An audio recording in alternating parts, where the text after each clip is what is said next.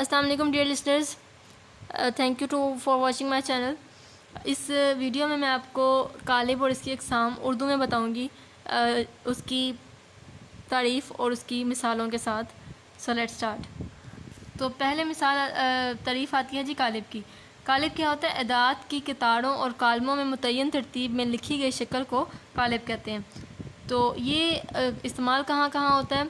जैसे आपके कैलेंडर बने होते हैं या आपका स्कूल का टाइम टेबल बना होता है, उसमें जो है ये कालिम और कितारें यूज़ होती हैं। अब इसकी हम मिसाल लिखते हैं, ठीक है जी। मिसाल के तौर पर A321 में 4 ले लिया और ये C जो है 6 -1 -2 5 ले लिया।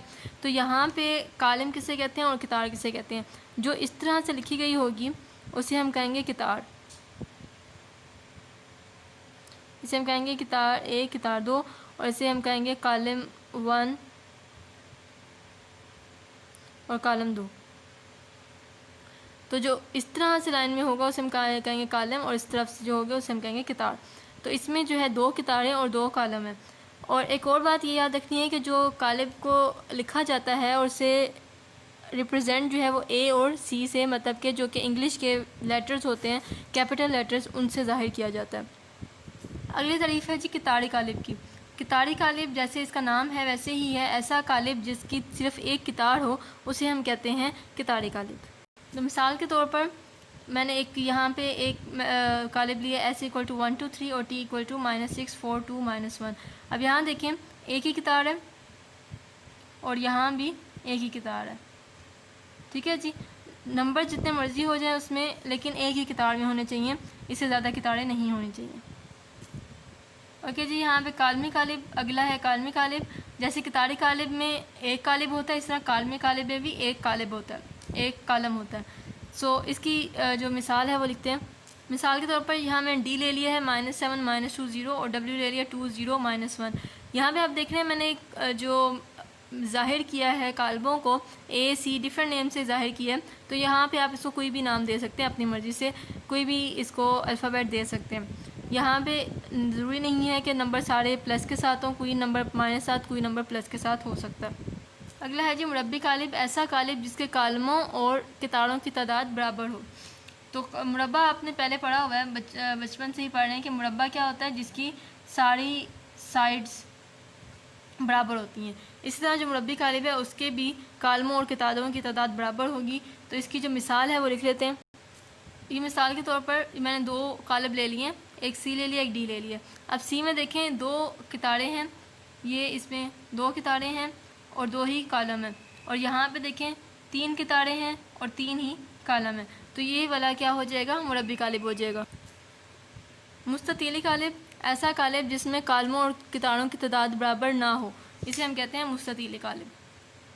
अब जैसा कि आप मुस्ततील बचपन से पढ़ते आए हैं, मुस्ततील क्या होता है? जिसकी एक साइड बड़ी होती है और एक साइड छोटी होती है, एक साइड लंबाई में ज़्यादा होती है, एक साइड लंबाई में कम होती है, उसे हम कहते हैं मुस्ततील। इसी तरह जो मुस्ततीली कालिब है वो भी जब हम उसकी मिसाल बनाएंगे उसकी भी एक साइड बड़ी होगी और एक साइड छोटी होगी। जैसे फॉर एग्ज़ाम्पल मैं यहाँ पे बनाती हूँ, कोई भी नाम ले लें उसका।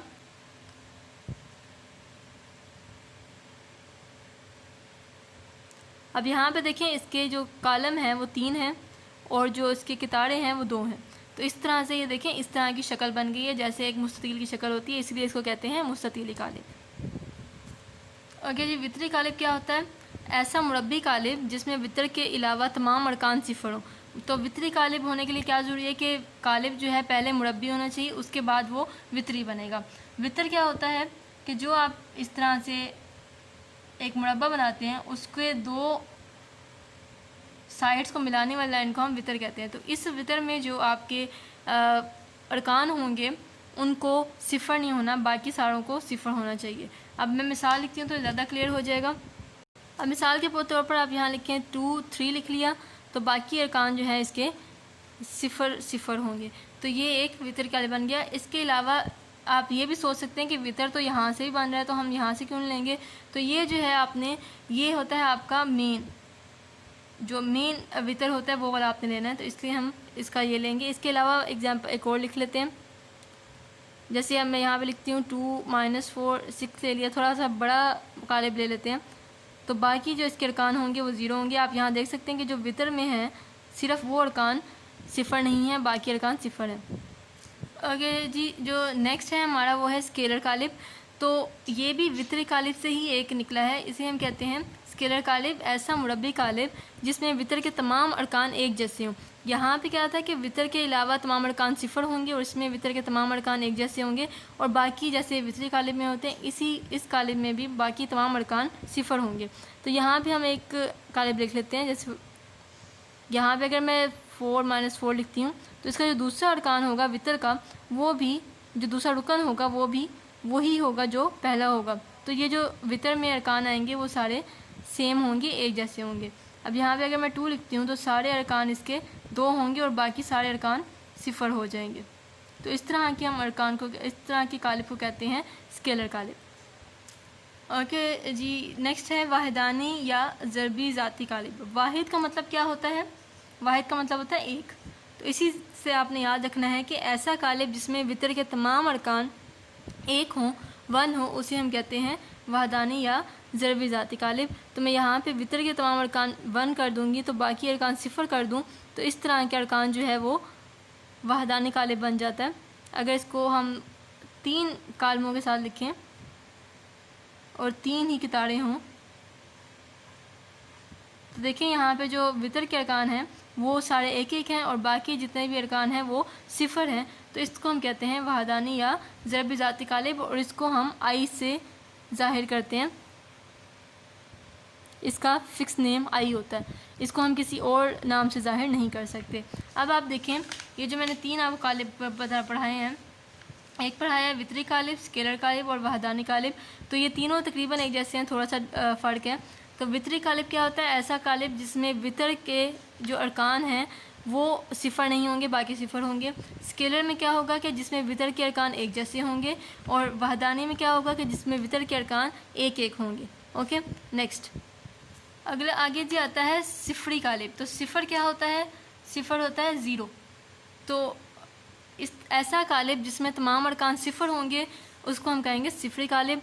तो इसको हम ओ से, जो कि इंग्लिश का वर्ड है ओ, उससे हम ज़ाहिर करते हैं। तो इसमें तमाम अरकान अगर ज़ीरो हो जाएं तो इसको हम कहते हैं सिफ़री कालिब।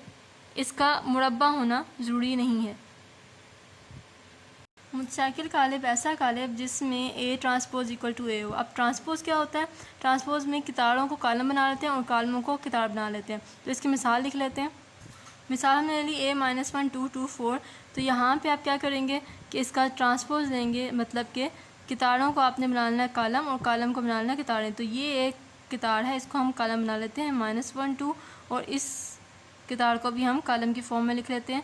तो ये 2 4 बन गया। अब देखें कि ये दोनों अगर हमने चेंज कर भी दिया है, तब्दील कर भी दिया है, लेकिन फिर भी इन दोनों में फ़र्क नहीं पड़ा। इस तरह के हम कालिब को कहते हैं कि ये मुतशाकिल कालिब है।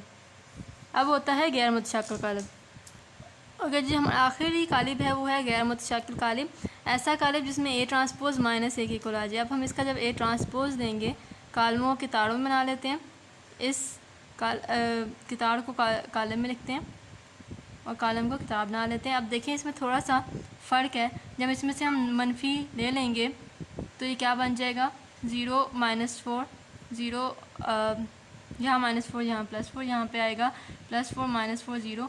तो ये हो जाएगा। तो ये हो जाएगा मुतशाकिल कालिब। थैंक यू सो मच, बहुत शुक्रिया देखने का। अल्लाह हाफ़िज़।